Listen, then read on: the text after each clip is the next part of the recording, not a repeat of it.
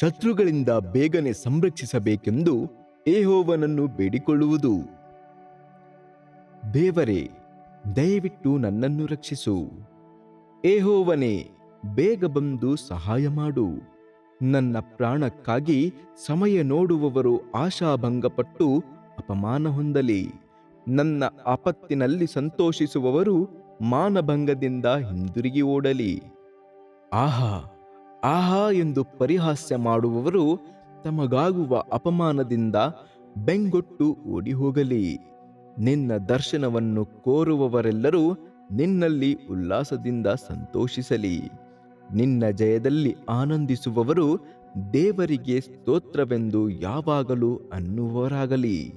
ನಾನಾದರೋ ಕುಗ್ಗಿದವನು ದಿಕ್ಕಿಲ್ಲದವನೂ ಆಗಿದ್ದೇನೆ.